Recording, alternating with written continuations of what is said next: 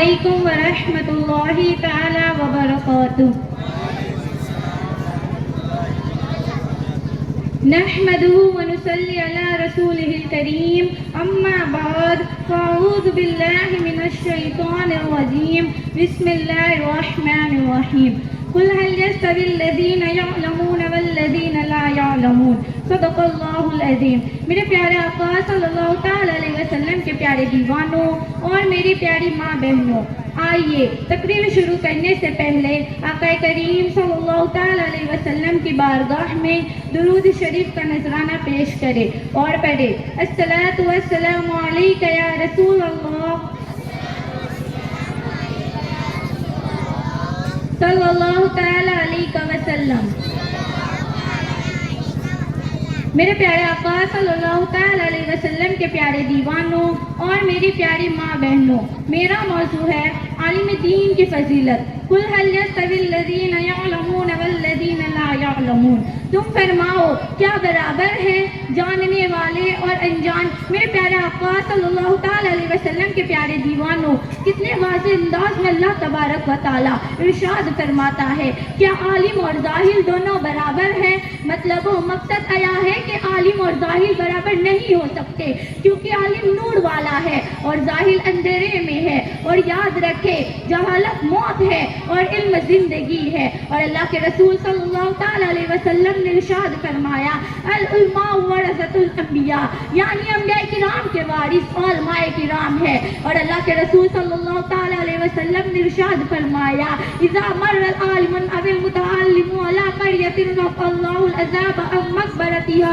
40 يوما، یعنی جب عالم دین یا طالب علم کسی بستی سے گزرتا ہے تو اللہ تعالیٰ اس بستی کے قبرستان سے 40 دن کے لیے عذاب اٹھا دیتا ہے۔ آپ اندازہ لگائے کہ عالم دین یا کوئی طالب علم کسی بستی سے گزرتا ہے تو ہمارے مردوں کو 40 دن تک عذاب نہیں دیا جاتا۔ یہ مقام اللہ تعالیٰ نے ایک عالم دین اور ایک طالب علم کو عطا فرمایا ہے۔ اور ایک حدیث پاک میں اللہ کے رسول صلی اللہ تعالی علیہ وسلم نے ارشاد فرمایا من زار العالم فکأنما زارنی وما صاف عالما فکأنما صافینی وما جالس عالما فکأنما جالسنی وما جالسنی اجلس اللہ یوم القیامت فی الجنہ، یعنی جس شخص نے کسی عالم دین کی زیارت کی تو اس نے میری زیارت کی، اور جو شخص کسی عالم دین کی مصافحہ کیا گویا اس نے مجھ سے مصافحہ کیا۔ عالم دین کی مجلس میں بیٹھا گویا وہ میری مجلس میں بیٹھا،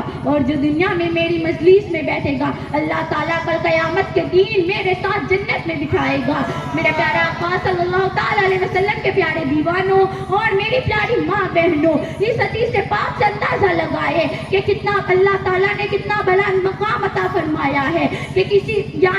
شخص نے کسی عالم دین کی زیارت کی تو گویا اس نے حضور کی زیارت کرنے کا ثواب پا لیا، اور جو شخص کسی عالم دین سے مصافحہ کیا گویا اس نے حضور سے مصافحہ کرنے کا ثواب پا لیا۔ عالم دین کی مجلس میں بیٹھا گویا وہ حضور کی مجلس میں بیٹھنے کا ثواب پا لیا۔ اور میرے نبی نے فرمایا جو دنیا میں میری مجلس میں بیٹھے گا اللہ تعالیٰ کل قیامت کے دن میرے ساتھ جنت میں بٹھائے گا۔ اور ایک مقام پر اللہ کے رسول صلی اللہ تعالی علیہ وسلم نے حضرت عبداللہ بن مسعود رضی اللہ تعالیٰ عنہ سے فرمایا اے ابن مسعود، تمہارا غریب علم دین کے لیے حلقہ درس یعنی دین کی محفل میں بیٹھنا اس حالت میں کہ نہ کوئی قلم ہاتھ میں ہو اور نہ کوئی حرف لکھو تو تمہارے لیے 1000 غلام آزاد کرنے سے بہتر ہے۔ اس واسطے کہ عالم دین کا مرتبہ اللہ تعالیٰ کے نزدیک 1000 شہید اور 1000 حاجیوں سے بزرگ میں زیادہ ہے۔ بس جو شخص کسی عالم دین یا طالب علم کی مدد کرے چاہے وہ مدد بہت ہی کم کیوں نہ ہو، جیسے ایک لقمہ روٹی یا ایک پیالہ پانی یا ایک ٹکڑا کپڑا یا ایک ٹوٹا ہوا قلم یا کاغذ ہی کیوں نہ دیا ہو، اللہ تعالیٰ اس عالم دین کو دینے کی وجہ سے اتنا بڑا مقام اور اجر و ثواب عطا فرمائے گا کہ 70 مرتبہ خانہ کعبہ کی تعمیر کی اور وہ احد پہاڑ کے برابر سونا راہ خدا میں خرچ کیا۔ آپ اندازہ لگائے کہ وہ شہید جو اپنی جان قربان کر کے شہادت کا مرتبہ پاتا ہے اور لاکھوں روپے خرچ کر کے کوئی حاجی بنتا ہے، لیکن اللہ تعالیٰ ایک شہید اور ایک حاجی ہی نہیں بلکہ 1000 شہید اور 1000 حاجیوں سے بھی زیادہ بلند مقام ایک عالم دین کو عطا فرماتا ہے۔ اور کوئی شخص کسی عالم دین کی مدد کی کہ ایک لقمہ روٹی یا ایک پیالہ پانی، ایک ٹکڑا کپڑا یا ایک ٹوٹا ہوا قلم یا کاغذ ہی کیوں نہ دیا ہو، اللہ تعالیٰ اس عالم دین کو دینے کی وجہ سے اتنا بڑا مقام اور اجر و ثواب عطا فرمائے گا کہ گویا اس شخص نے 70 مرتبہ خانہ کعبہ کی تعمیر کی اور وہ پہاڑ کے برابر سونا راہ خدا میں خرچ کیا۔ اللہ تعالیٰ اتنا بڑا مقام ایک عالم دین کو عطا فرماتا ہے، لیکن افسوس، ہزار بار افسوس، آج لوگوں نے ان علماء کے ساتھ کیا سلوک کیا۔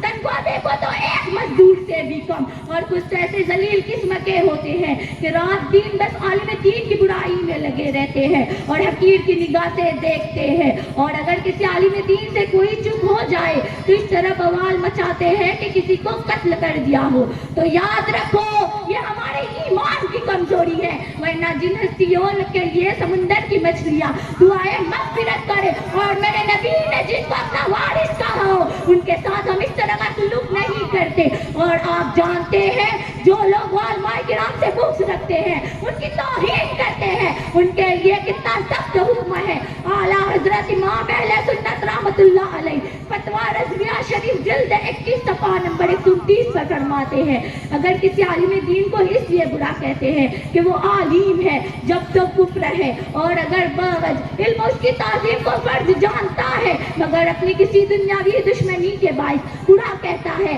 گالی دیتا ہے، تحقیر کرتا ہے تو بھی سخت پھانسی کو فاضیر ہے۔ اور اگر بے سبب بغض رکھتا ہے، مریض القلب و خبیث الباطین، یعنی دل کا مریض اور ناپاک باطین والا ہے، اور اس کے کفر کا اندیشہ خلاصہ میں ہے کہ من ابغض عالما من غیر سبب ظاہری کی فعلیہ الکفر، یعنی جو بلا کسی ظاہری وجہ کے عالم دین سے بغض رکھے، اس کی توہین کرے، اس پر کفر کا خوف ہے۔ میرے پیارے آقا صلی اللہ تعالیٰ علیہ وسلم کے پیارے دیوانوں اور میری پیاری ماں بہنوں، کتنا سخت حکم ہے کہ کسی عالم دین کو اس لیے برا کہنا کہ وہ عالم ہے جب تو کفر ہے، اور اگر عالم کی تعظیم کو فرض جانتا ہے مگر اپنی کسی دنیاوی دشمنی کے باعث برا کہتا ہے، گالی دیتا ہے، تحقیر کرتا تو بھی سخت پھانسی کو فاضیر ہے۔ اور اگر بے سبب بلا کسی ظاہری وجہ کے عالم دین سے بغض رکھے تو دل کا مریض اور ناپاک باطن والا ہے،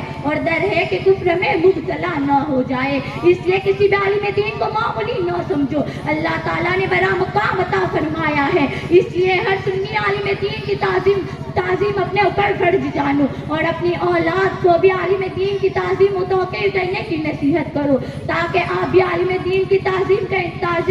کی توہین کرنے سے بچ سکے، اور آپ کی اولاد بھی۔ اللہ تعالیٰ کی بارگاہ میں دعا ہے کہ ہمیں ہر عالم دین کی تعظیم و توقیر کرنے کی نصیحت کرے، اور ہمارے مدرسہ نور محمدیہ دعویٰ کو خوب ترقی عطا فرمائے۔ بولنے میں کسی طرح کی غلطی ہو گئی ہو تو میں توبہ کرتی ہوں، استغفر اللہ ربی من کل ذنب و اتوب الیہ۔ السلام علیکم ورحمۃ اللہ۔